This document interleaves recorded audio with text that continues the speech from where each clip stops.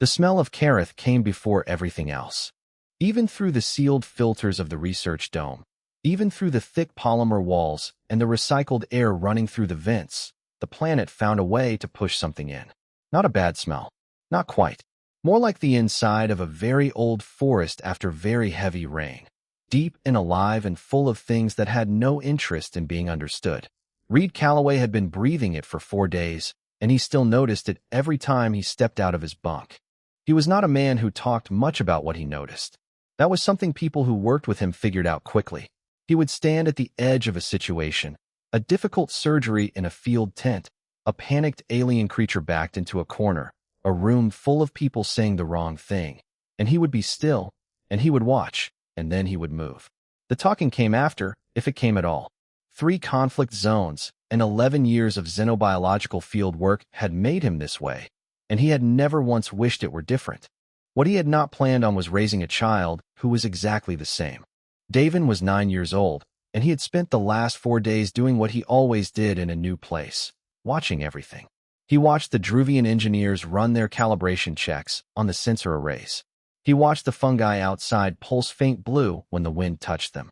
He watched his father move around the dome with the particular kind of quiet that meant Reed was thinking hard about something and did not want to be interrupted. Davin was good at reading that quiet. He had been reading it his whole life. So he found his own corners, his own windows, his own small observations, and he kept them to himself and filed them away. The research dome sat at the edge of what the survey maps called the Hollow Barrens, a long flat stretch of open ground between the fungal forest and the first of Carath's underground river networks. It was not beautiful in any way the galaxy's tourism feeds would understand. The sky was the color of an old bruise, cycling between deep violet and a flat gray depending on where the storm belts were moving. The ground was dark and soft, and covered in a low carpet of something that was not quite moss, and not quite lichen, but fed on both. Nothing on Carath had a clean category. That was part of why Reed was here. The other reason was that the Vorkai lived here. Every piece of literature the Galactic Survey Council had ever produced on Vorkai started the same way. Do not approach, do not engage, do not remain in open ground if visual contact is established. 6 limbs. Partially sensory. They read electrical and biochemical signals the way other predators read sound. Pack hunters. The only sapient life form on record to have made voluntary contact with a Vorkai adult and survived was a Druvian explorer named Tessic, and she had survived only because she had been wearing a full-body signal suppression suit that had made her essentially invisible to the creature's senses. She had not made contact so much as successfully pretended not to exist. Reed's research was not about approaching the Vorkai.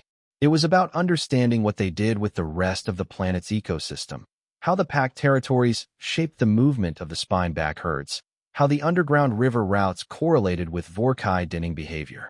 Safe work, sensor work, the kind of work done from behind walls and through data feeds.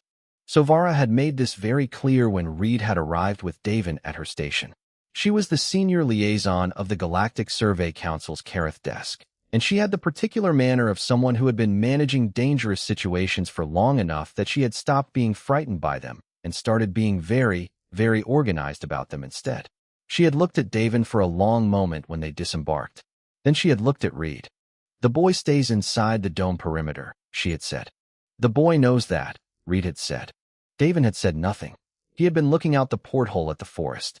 On the 4th day, one of the exterior sensor arrays on the dome's eastern face needed manual recalibration. A Druvian engineer named Greth went out to handle it. Reed went with him to take some supplementary readings on the fungal growth patterns near the dome wall. It was a short job, maybe 2 hours. The storm belt to the north was sitting still. The magnetic anomaly that periodically rolled through the Hollow Barrens had been quiet for 36 hours. Everything looked fine. Davin had been at the south-facing window when they went out. He had his small field notebook open on his knee and was sketching the edge of the fungal forest where it met the open ground. Reed had told him not to leave the inner observation ring. Davin had nodded without looking up from his sketch. Greth was a good engineer, methodical and fast, and the kind of person who said exactly what he was thinking at all times, which Reed found either useful or exhausting depending on the day. He talked through the whole recalibration process out loud, not because he needed to, but because silence made him nervous on Carath. Reed let him talk. He was watching the sensor readouts and thinking about the correlation patterns in the spine-back migration data. The anomaly hit at 40 minutes into the job. It came from the west rather than the north, which was not where the models said it would come from.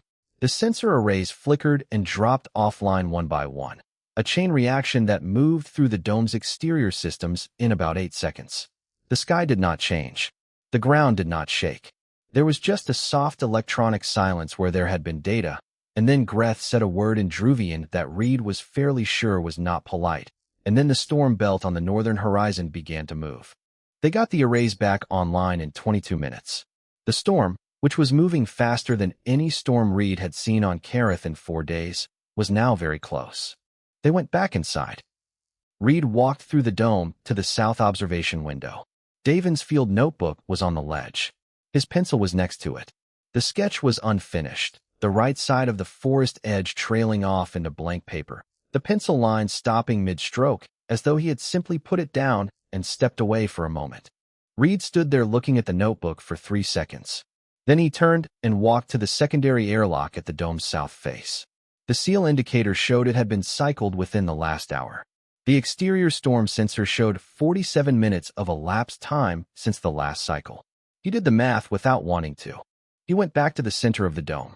Sovara was at her station, already running anomaly reports. Greth was drying the moisture off his equipment kit. Reed said, quietly, "Davin is outside." The dome went very still. Sovara pulled up the exterior sensor feeds, still patchy from the anomaly hit. She checked the perimeter motion logs. She turned in her chair and looked at Reed with the careful expression of a person who is about to say something they know will not be received well. "Mr. Calloway," she said, "I am required to inform you that the Council's survival probability estimate for an unequipped juvenile on Carath's surface beyond 1 hour is statistically indistinguishable from 0. Reed held her gaze for exactly as long as it took him to understand that she was not being cruel.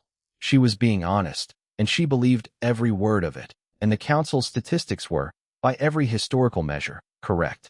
Then he walked to the equipment locker and started suiting up. Greth watched him for a moment, looked at Sovara, looked back at Reed. Then he sighed the sigh of a man who has made a decision he already regrets and went to get his own gear. The storm was close now.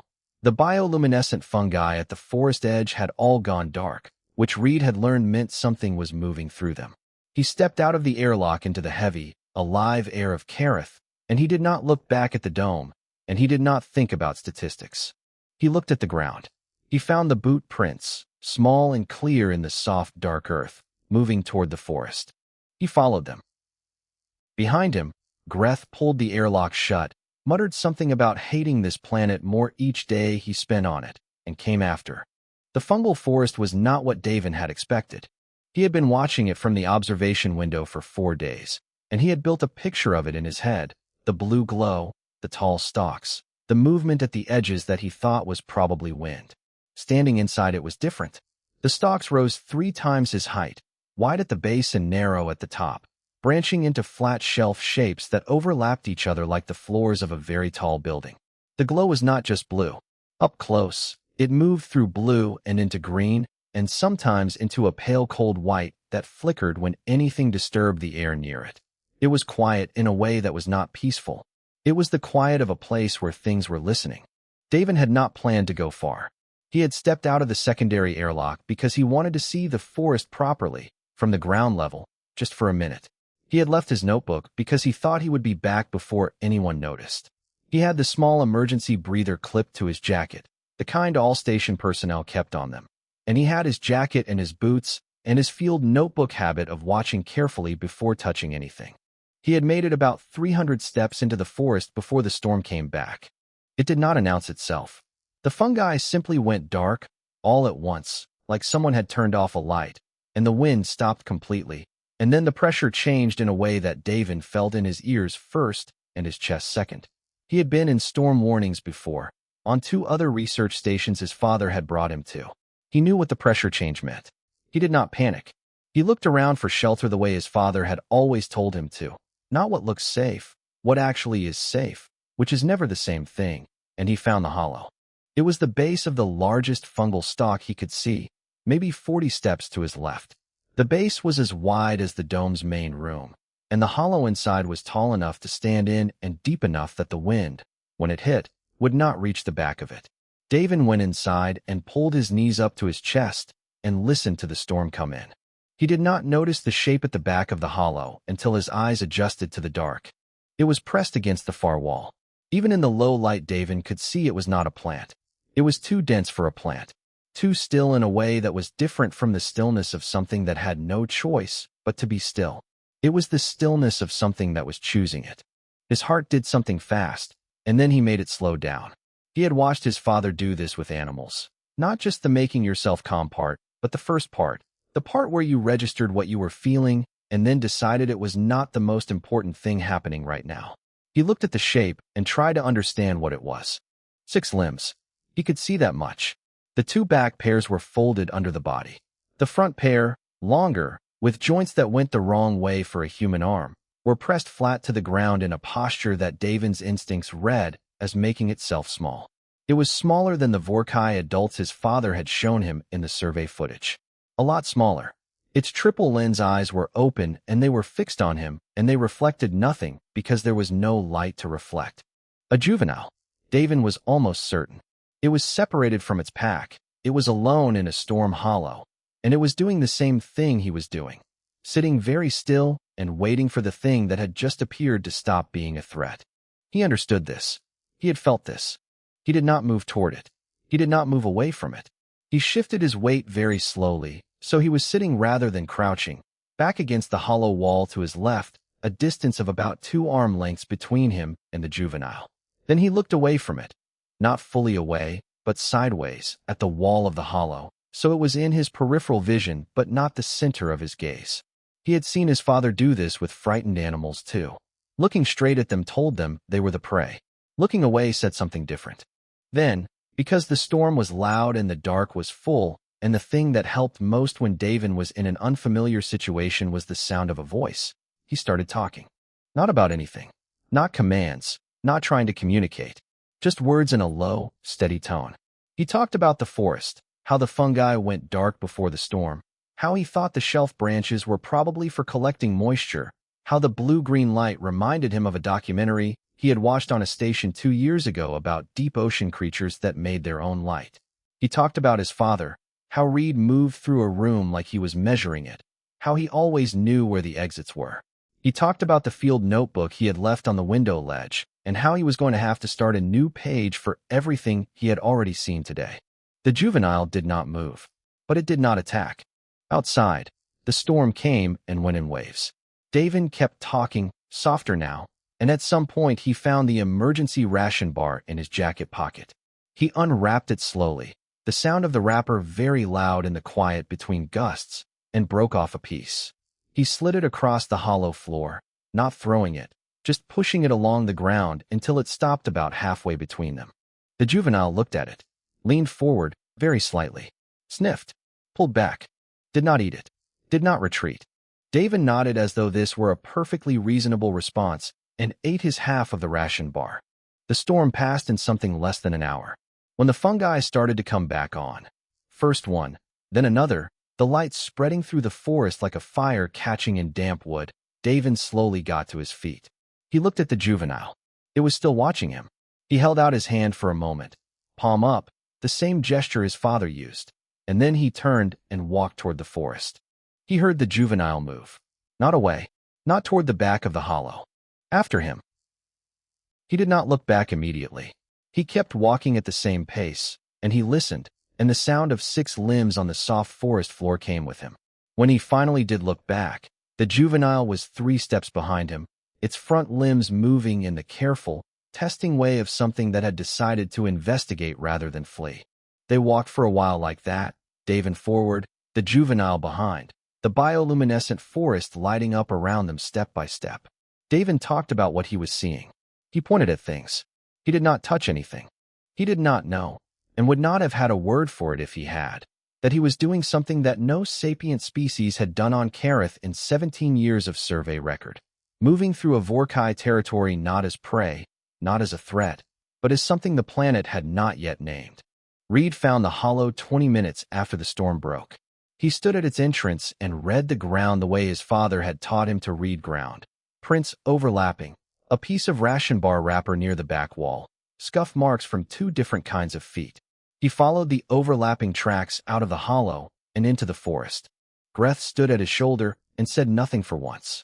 The tracks were clear even in the recovering light. Boot prints. Next to them, 6-limbed impressions in the soft earth, neither chasing nor fleeing. Side by side, moving in the same direction. Reed did not call out. He moved faster, but he did not call out. Because he was reading the tracks, and the tracks were telling him that whatever was happening ahead of him was still happening, which meant it had not ended badly, which meant the most dangerous thing he could do right now was arrive loudly and change the conditions. He was a xenobiologist. He knew better than most what it meant when a predator moved alongside something without attacking it. It meant the predator had decided something. And the thing you did not do when a predator had decided something was interrupt that decision before you knew what it was. They came to the edge of the hollow barrens, the long open ground between the forest and the underground river ridge, and stopped. Davin was in the clearing. He was standing still, field notebook posture, weight easy, watching. Around him, at the 4 points of a loose circle, were adult Vorkai. Not charging, not flanking for a kill run. Standing. Their triple lens eyes all on the small human child at the center of their ring, and the child at the center of their ring looking back at each of them in turn with the expression of someone taking very careful mental notes. Reed's hand found Carath's arm. He held it. Not tight. Just held it, because Carath had raised his deterrent weapon and Reed needed it to stay down. Don't, Reed said. Barely a sound. Carath's arm stayed where Reed held it. In the clearing, the Vorkai circled and did not attack, and Davin watched them and did not run, and the bioluminescent forest pulsed its cold light around all of them, and the hollow barrens were very, very quiet. There is a particular kind of waiting that is not passive. A soldier knows it, the stillness before a situation changes, when everything depends on not moving, not speaking, not breaking the exact conditions that are currently keeping everyone alive. Reed had known this kind of waiting in 3 different conflict zones, had held it through things that made Carath look manageable, and he had never once confused it with calm. Calm was something else. Calm was when the situation was under control. This was not calm. This was the precise and total suppression of every instinct in his body so that the situation would remain exactly as it was for exactly as long as it needed to. He stood at the tree line, and he watched his son stand in an open clearing surrounded by 4 adult Vorkai. The adults were each close to twice Davin's height at the shoulder. Long, low-slung bodies on 6 limbs, the 2 front limbs longer and more articulated than the back 4, built for covering ground fast, or pulling something apart slowly depending on the need. Their hides were the color of the forest floor, dark and uneven, and their triple lens eyes had a faint phosphorescent ring around each lens that pulsed very slightly, the same low frequency as the fungi. Reed had spent weeks studying their behavioral profiles from sensor data and the field notes of the 3 researchers before him who had attempted Carath work. He had read every documented Vorkai encounter in the Survey Council's archive. Every single one ended the same way. But the archive had nothing for this. The 4 adults were not in attack formation. He knew attack formation from the footage, the widespread, the rear pair dropping low, the front pair angling outward to cut off retreat paths. These 4 were in a different configuration, 2 at the sides, 1 at the rear, 1 at the front. Loose, unhurried. They were moving very slowly, in a circle around Davin, and Davin was rotating in place to keep watching them, and they were watching him back. It was an assessment. Reed had seen animals do this. The slow circle was not aggression. It was information gathering. He understood, at that moment, why the assessment had not already ended in violence. His son was standing in the exact center of that circle with his weight easy on both feet and his hands at his sides, and his face showing not fear, but a careful, interested attention. The same expression Reed had seen on him at every new research station, every new species encounter, every strange and enormous thing his short life had put in front of him. Davin was watching the Vorkai the way he watched everything, like they were worth understanding. The Vorkai, who read biochemical signals the way other predators read posture, were getting no fear from him. No elevated stress signals. No flight chemistry in the body. And they had, apparently, never encountered this before. Greth's arm was still raised. The deterrent weapon was small. It produced a sonic burst that would scatter most of Carath's fauna, but Reed already knew what would happen if they used it. Sudden noise. Sudden disruption. Whatever the Vorkai had decided about the child in the center of their circle would be unmade in a second, replaced by a threat response, and threat responses from apex predators did not have good outcomes. "Put it down," Reed said, quieter than a breath. "There are 4 of them," Greth said. "I know." "Adult Vorkai. For adult Vorkai. I know." "Standing around your son. I know, Greth." A pause. Then, with great reluctance, Greth lowered his arm. In the clearing, the front adult, the largest of the 4, with a deeper phosphorescent ring around its lenses, broke from the circle and walked toward Davin. The other 3 stopped moving. The large adult came forward in a straight line, no circling, no flanking, and stopped with its front face about 2 arm lengths from the child. Reed stopped breathing. Davin looked up at it. It was very large and very close, and it smelled, even from the tree line, of deep earth and something metallic, the way old blood smells in cold air. Davin looked up at it with the same expression he had been wearing since the circle began, and then he did something that Reed felt in his stomach like a physical impact. He held out his hand, palm up, exactly as Reed had always done, approaching something frightened or uncertain or in pain, not reaching toward the creature, just opening his hand, offering it as a fact. The large adult tilted its head. Slowly, it extended one of its front limbs, the longer articulated ones, and pressed the flat sensory pad at the tip against Davin's palm. Reed had read about the scent red. It was how Vorkai cataloged new encounters. They took a full biochemical picture: hormones, skin chemistry, pulse, the traces of everything the body had processed recently. It took about 10 seconds. In those 10 seconds, the creature was close enough that Davin could have reached out and touched its face. He did not. He held still. The adult pulled its limb back. It made a sound, low and resonant, less like a vocalization and more like something the body itself was producing, a frequency that Reed felt in his chest before he heard it with his ears. The other 3 adults shifted at the sound, not into attack positions, into a different kind of arrangement, less surrounding, more flanking, as though they had moved from holding a situation to waiting on one. Then the large adult turned and walked to a spot at the edge of the clearing, folded its limbs under its body, and lay down. One by one, the other 3 did the same. And Davin, after a moment, sat down on the ground of the clearing, cross-legged, and opened his field notebook. Reed exhaled so slowly he barely felt it leave his body. Beside him, Greth made a sound that was not a word in any language Reed spoke. "He's sketching them," Reed said. His voice was doing something he did not have time to manage. "He's sitting in an open clearing with 4 adult Vorkai, and he is sketching them." "Your son," Greth said, "is the most dangerous human being I have ever encountered, and he is 9 years old." Reed did not answer. He was watching the large adult, the one he had begun to think of as the elder, though he had no evidence for the designation other than its size and the way the others had looked to it, watching Davin with its triple lenses. The rings around its eyes were pulsing at the same slow rhythm they had been pulsing at since the circle began. Not alarm, not aggression, something else. Reed was a scientist. He did not name things he did not have evidence for. But he had been working with animals long enough to know curiosity when he saw it. He sent one short burst comms signal back to the dome. The magnetic anomaly had passed enough for short-range transmissions. He kept it simple.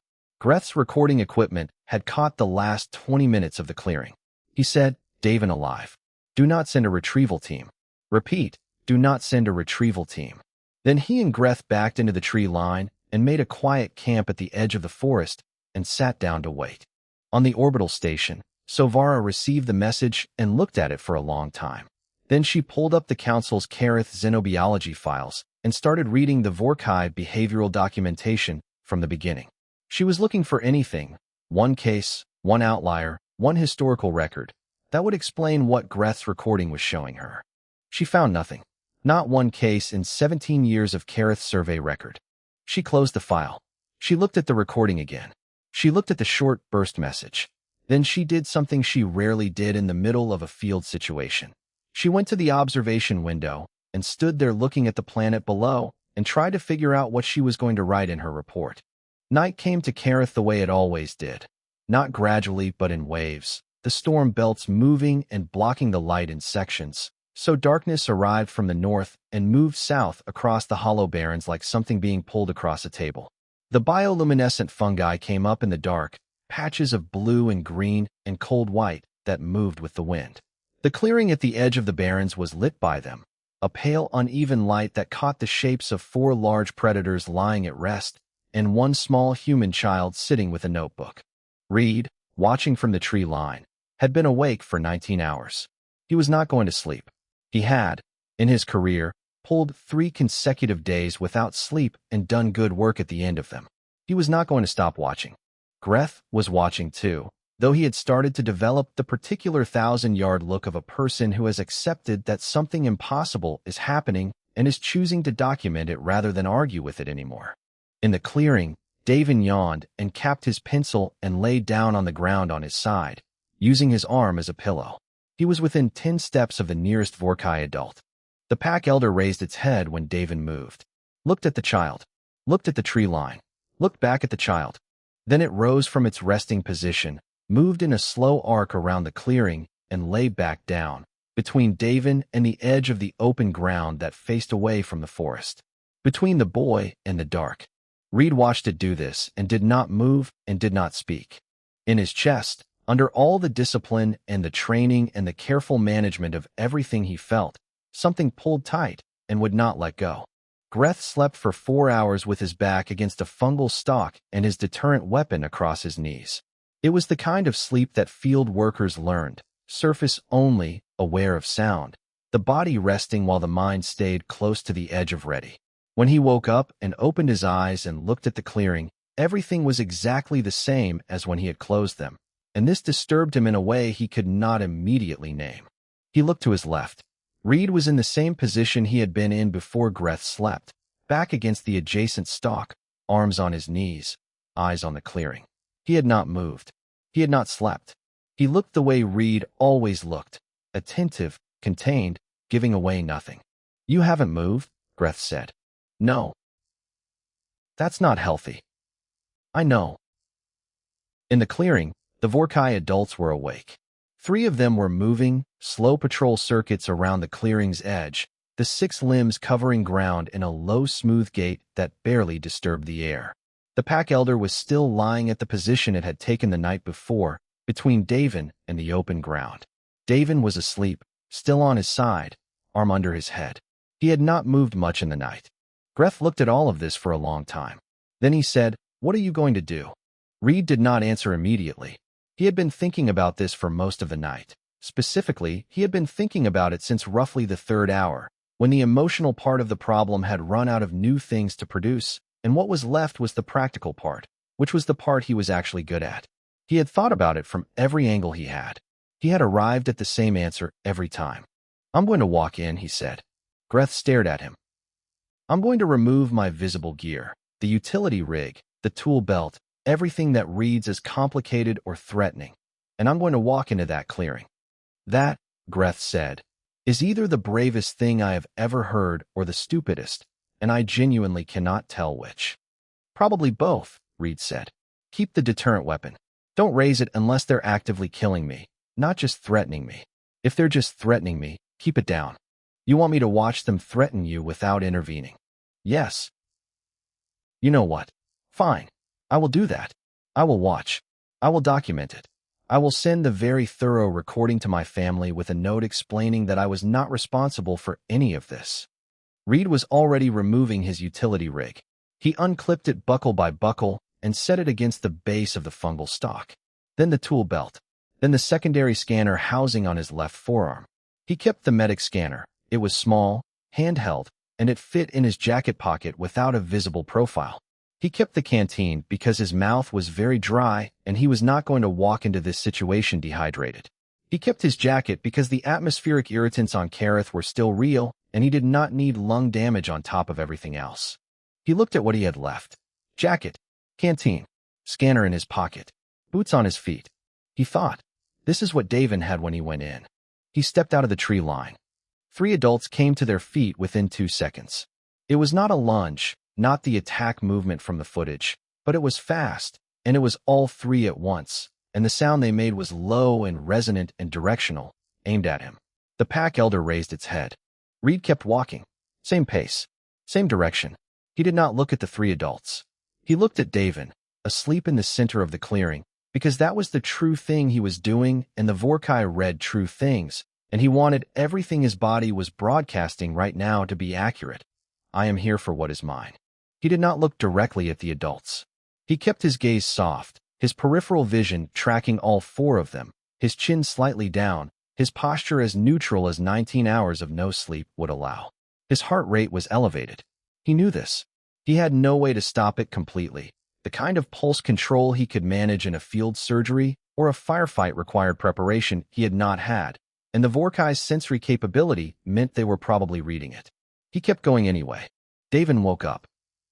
Reed saw it, the slight shift in the boy's breathing, the small motion of an arm, and then Davin opening his eyes and looking around and finding Reed walking across the clearing toward him. Davin's face changed.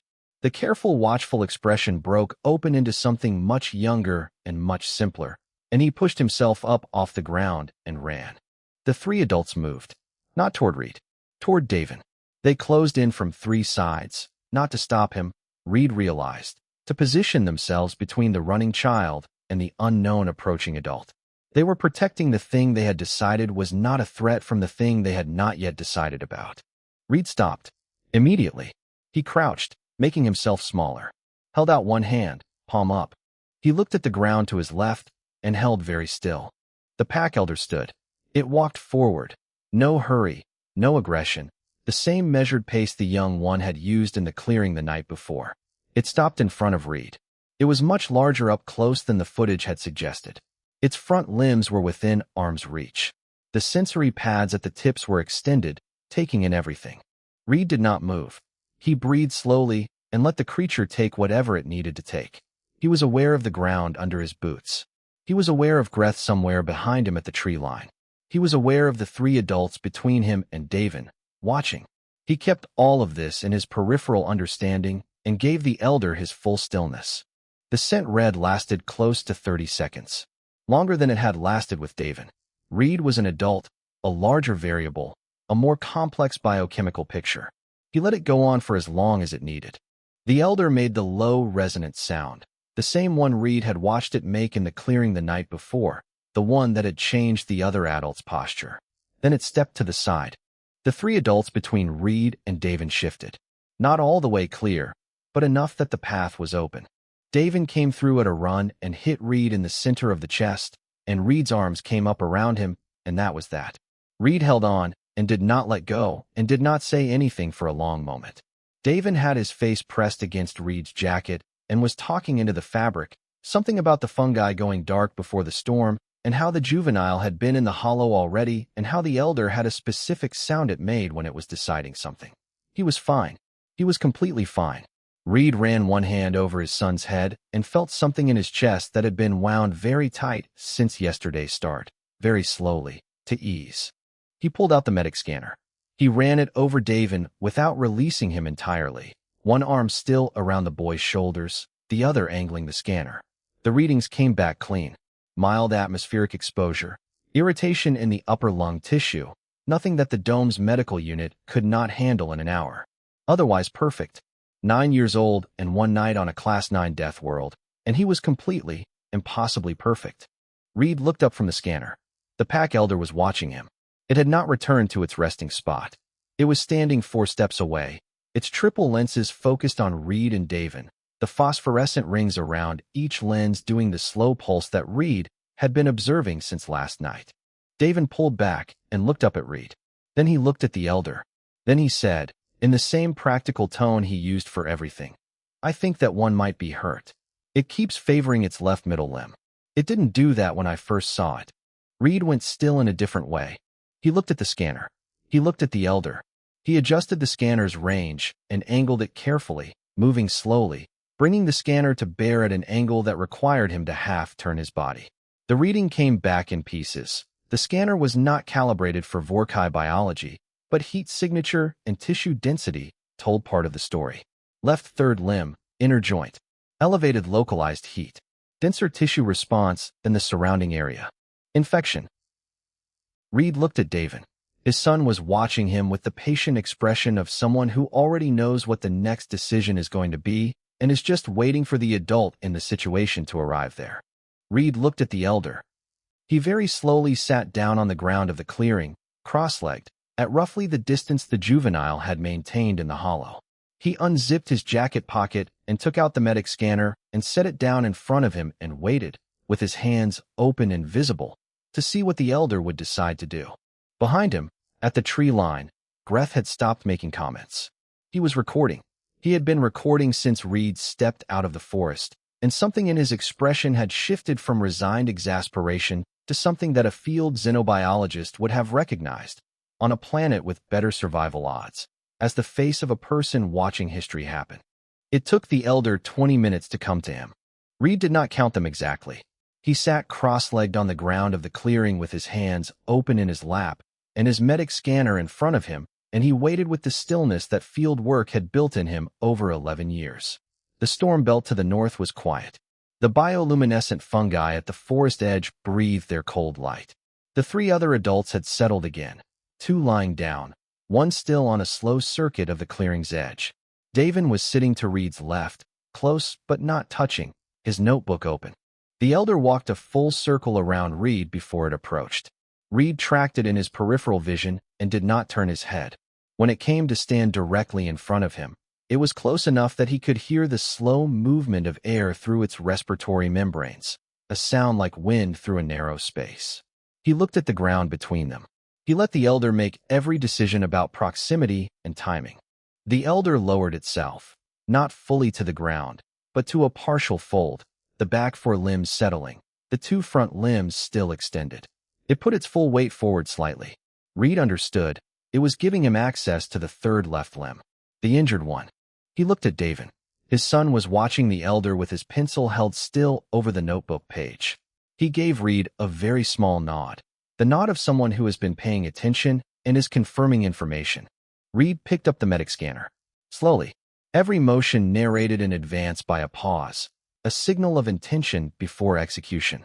He angled the scanner toward the third left limb and took a reading.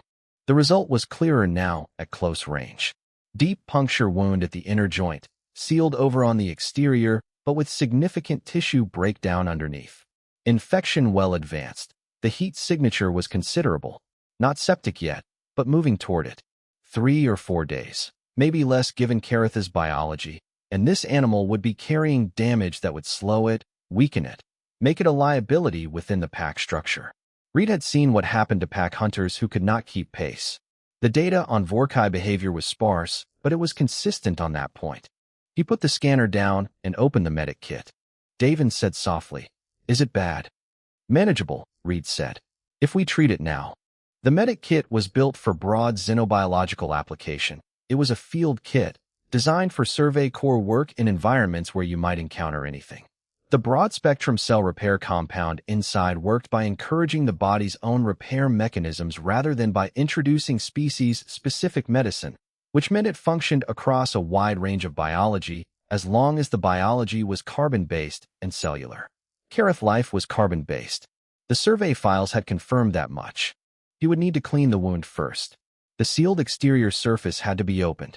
That meant a sharp instrument, and that meant a moment when this animal would feel pain. And Reed was very aware of the 3 other adults in the clearing and the ways in which they might respond to a member of their pack experiencing sudden pain from a small 2-limbed creature crouched over it. He looked at Davin. "Move between me and the 3 on the left," he said. "Slowly. Stand up and walk to that position. Don't put yourself between me and the elder." Davin understood immediately. He closed his notebook, stood, and walked, unhurried, normal pace, to a spot that put him in the natural line of sight between Reed's back and the 3 resting adults. Not a barrier. A familiar thing. A presence the pack had already decided about. Reed turned back to the elder.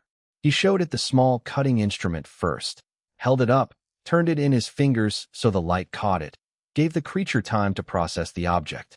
Then he moved it toward the injured limb slowly, pausing twice, waiting. The elder did not pull back. The sensory pads on its front limbs extended and retracted, reading the air around the instrument, around Reed's hand. He made the incision, small and precise, exactly over the sealed surface injury. One motion. The elder's body went rigid. It made a sharp sound, short, compressed, the sound of something absorbing pain without expressing it fully. The three adults came to their feet. Davin was already talking, low and steady, the same unbroken stream of calm words he had used in the hollow with the juvenile. And two of the three adults turned toward his voice, and the third took 2 steps forward and stopped. Reed did not stop working. He pressed the tissue around the wound to draw the infected material out, working cleanly and methodically, and he talked through what he was doing the way he always talked through a procedure. Not for the elder's benefit, not for Davin's, but because Narration kept his own hands steady and his decisions clear. He said, "Deep puncture, likely spine back quill, infection contained but advanced, cleaning now. This is going to take about 10 minutes, and the worst of it is already done." The elder did not move. The rigidity in its body slowly released. The pain response was real. Reed could see the micro movements in its limbs, the controlled tension, but the animal held itself still with a discipline that he had to consciously acknowledge. It trusted the process, or it had decided to. Reed was not sure the difference mattered right now. The three adults settled back down. Davin kept talking. Reed cleaned the wound fully, applied the cell repair compound in 2 layers, working it into the tissue carefully, making sure the coverage was complete, and then bound the joint with emergency wrap, tight enough to support but loose enough for the limb's range of motion. He ran the scanner over the result. The heat signature was already beginning to respond, the compound doing its work on the cellular level. It would take days to fully resolve, but the direction was right. He sat back on his heels. He looked at what he had done. Then he put his instruments back into the kit, one by one, and set the kit aside, and waited. The elder moved the third left limb, slowly, extending it forward, flexing the joint through its range. Then again, then a third time, faster. Reed watched the scanner reading. Normal motion.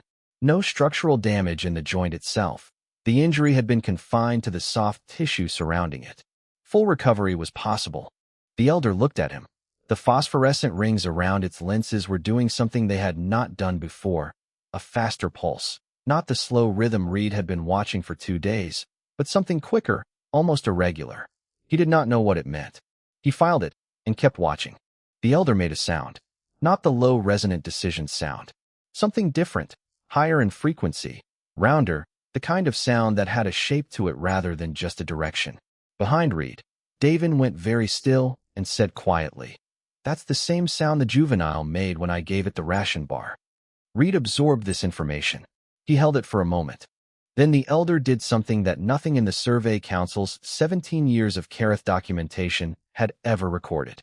It walked forward, 1 step, 2 steps, and it lowered its head, all the way down below the level of Reed's own head where he sat on the ground. Its front limbs folded under its chest. Its body weight shifted back. Full forward bow, held for 3 full seconds. From the tree line, where Greth had not moved, had barely breathed, had been recording without interruption since Reed stepped into the clearing, there came a single quiet sound. Not a word. Just an involuntary exhale, the sound of someone's body processing something their mind had not caught up to yet. Greth said, to no one, to Carath, to the universe at large, "That's a submission posture." Reed looked at the elder. He was sitting on the ground of a Class 9 Deathworld with an apex predator bowing in front of him, and he had no framework for this moment. Not in the research literature, not in his 11 years of field work, not in anything. He had the moment itself and what it was asking of him, and that was all. He reached out. One hand. He placed it gently on the top of the elder's lowered head. Brief, light, the contact of an acknowledgement. Not dominance, not ownership. Something closer to, "I see you. I hear it. We are both here." The elder raised its head. It looked at Reed for a long moment with its triple lenses and their fast pulsing rings. Then it turned and walked back to its position at the edge of the clearing and lay down, and its breathing was slow and even, and the third left limb was folded correctly under its body for the first time in what Reed estimated had been days. On the orbital station, Sovara had called an emergency session. The Xenobiology Division head was on the line from the Council's regional hub. 3 Council observers had joined the feed in the last hour. They had all been watching Greth's recording in silence, and for the last 4 minutes, they had been silent in a different way, the silence of people recalibrating rather than just watching. One of the observers said, "We classified this world as unsurvivable for sapient life." No one answered immediately. Then the division head said, carefully, "We may have been measuring the wrong variable." In the clearing on Carath's surface, Davin sat down next to his father and looked at the elder lying at rest with its bound limb folded neatly under it. He said, "I knew you'd be able to help it. That's what you do." Reed looked at his son. He did not answer. He put one arm around Davin's shoulders, and they sat on the ground of the hollow barrens together, and the bioluminescent forest moved its lights slowly around them, and the pack of the most dangerous creatures on a Class 9 Deathworld lay at rest in the same clearing, and no one in the galaxy had a word yet for what was happening. But it was happening. That much was certain. The retrieval shuttle came down the next morning. Sovara had sent it against her own instincts and on Reed's instruction. 1 shuttle, 2-person crew, no additional personnel, no science team, no council observers trying to get closer. She had been very clear with the crew about what they would find and what they would not do about it. They had both looked at her with the expression of people who had trained for a great many scenarios, and this was not among them. And she had said, "Land at the dome camp. Activate the locator beacon. Wait." And they had done exactly that. Reed heard the shuttle come down before his sensors picked it up. He had been awake for most of the second night, not from anxiety this time, but from the particular focused attention of someone watching something that would not happen again. The pack had moved through the clearing in the early hours, a long, slow patrol that took all 4 adults out to the forest edge and back, the elder moving on the bound limb with a noticeably different gait than the day before. Better. Controlled. The rap was holding. He had watched them come back to their resting positions in the clearing. He had watched Davin sleep through the entire patrol without stirring. When the shuttle's tone came through the scanner, he let it run through twice before he moved. Then he stood, slowly, and put a hand on Davin's shoulder. Davin woke up immediately, the way he always did, fully, no transition, and looked at his father, and Reed said, "Time to go." Davin looked at the pack. Then he looked at his field notebook. He put the notebook in his jacket pocket, got to his feet, and brushed the dark earth of Carath off his knees. They walked to the clearing's edge together. Reed did not look back immediately. He kept his pace even, his posture neutral, the same exit signals an animal would use when leaving a territory it had no dispute with. Davin walked next to him. At the tree line, Reed stopped. He turned once. The pack elder was standing. It had risen from its resting position and was watching them from the center of the clearing. The other 3 were awake, but still. The elder's triple lens eyes tracked Reed and Davin to the tree line and held. Reed looked at it for 3 seconds. Then he turned and walked into the forest. The elder watched until the tree cover closed. Then it turned and moved to the northern edge of the clearing, and the pack came together, and they went back to being what they were, which was all the world needed from them. The dome was warm and smelled of recycled air and coffee heating in the unit near Sovara's station, and the normalcy of it was strange after 36 hours of Carath's surface. Sovara met them at the inner airlock. She looked at Davin first. She looked at him for a long time with an expression that was not what Reed had expected from her. Not relief. Exactly. Not the efficient confirmation of a positive outcome. Something more complicated than that. She looked like a person who had spent 2 days being certain of something and was now quietly rebuilding her certainty around a different center. She said, "He's well." "Lung irritant exposure," Reed said. "Minor. The medical unit will clear it in an hour." Sovara nodded. She looked at Davin again. Davin was looking at the observation window, where Carath's surface was visible below the cloud layer. He had his notebook out and was writing something. Greth came in behind them carrying everything. His recording equipment, Reed's utility rig, all the gear Reed had left at the tree line. He set it down inside the airlock and stood very straight and said, "I would like the official log to reflect that I behaved with exceptional professionalism throughout the entire duration of this situation." Nobody argued with him. It was, Reed thought, probably even true. The formal debrief came 4 hours later, with Davin cleared by the medical unit and asleep in the dome's rest quarters, and Sovara having 3 council observers patched in from the regional hub. They had all watched Greth's complete recording by this point. The Xenobiology division head was also on the line and had been very quiet through most of the initial exchange, which Reed took as the sign of a person thinking hard about a great many things at once. Reed gave a factual account: timelines, observations, decisions, outcomes. He described the Vorkai's behavioral sequence in the terms available in the existing literature and noted specifically the points at which the existing literature had no applicable category. He described the injury, the treatment, the elder's response. He used plain language because this was not the moment for theoretical framing. He laid out what had happened and let it be what it was. One of the council observers said, "What is your recommendation regarding follow-up research access to Carath?" Reed said, "You don't send a crowd. You don't treat it like a discovery to be claimed. If you want to understand what happened on that surface, you move slowly, you move quietly, and you let them decide the pace. Same as any patient."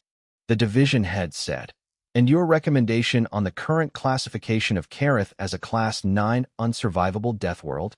Reed was quiet for a moment. Then he said, "That classification was built on what the planet does to things that arrive in fear. I'd recommend you revisit the methodology." Nobody spoke for a while after that. Sovara spent the next 2 hours writing her report.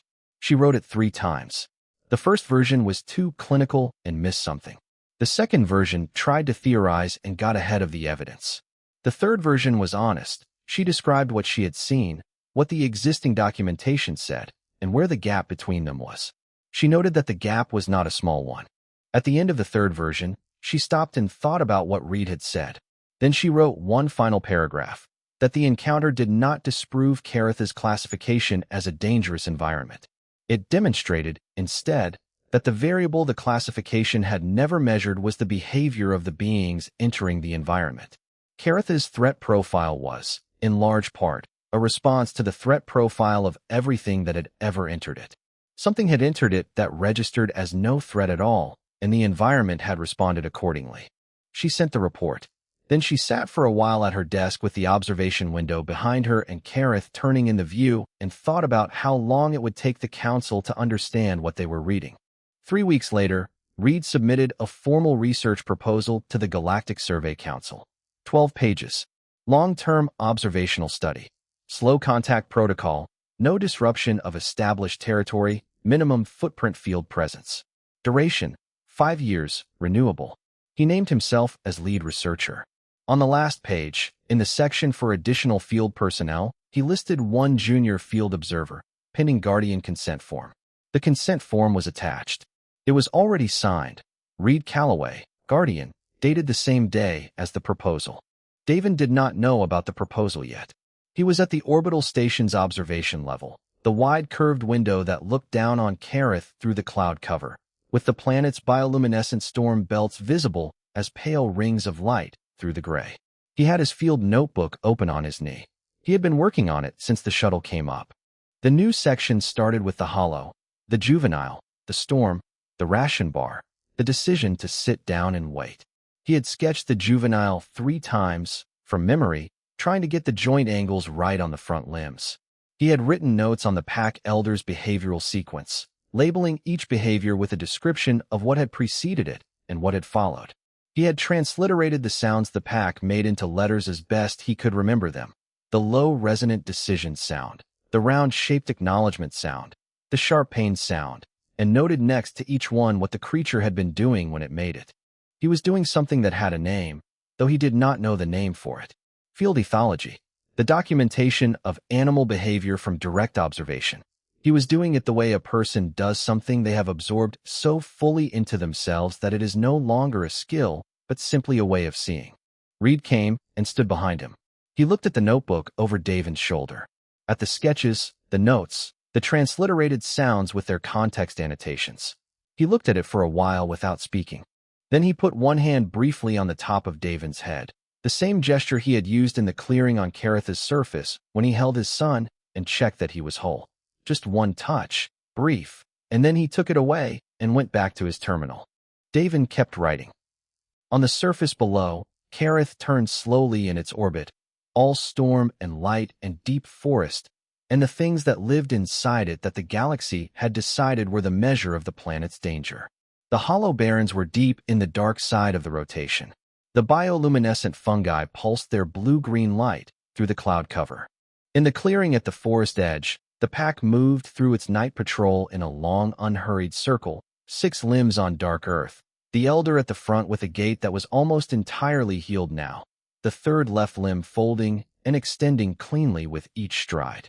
The elder paused at the southern edge of the clearing, the same place where the tree line began, where the boot prints had gone in and then come back out and not come back again. It stood there for a moment. Its triple lenses reflected the fungal light. Then it made a sound, the round-shaped one, the one that Davin had noted and named and written down in his notebook. It made it to the empty air, the dark tree line, the space where something had been. Then it turned and led the pack back into the forest, and the clearing was empty, and the light moved through the fungi in long, slow waves, and Carath went on being what it had always been. What it had always been was not the same as what the reports had said it was. That was the thing no sensor had ever measured, and no classification system had ever accounted for, and no survival probability model had ever included in its calculations. That sometimes the most dangerous variable in a death world is not what lives there. It is what arrives, and how it arrives, and whether it comes carrying the one thing that every living creature, on every world, in every system, in every corner of the galaxy that had ever been mapped, the decision not to be afraid. That was the human variable. That was what Davin had carried into the hollow, and what Reed had carried across the clearing, and what the galaxy's models had never once thought to include. And somewhere in the Galactic Survey Council's archives, in a report filed by a senior liaison who had sat at a window and rebuilt her certainty around a different center, those 3 weeks of events on Carath were now part of the record. The record would not stay small. Records like that never did. But on the orbital station, a 9-year-old boy was writing in his field notebook, and on a Class 9 death world below him, an apex predator was moving through the dark on a healing limb, and the universe was a little larger than it had been before they found each other. That was enough to start with.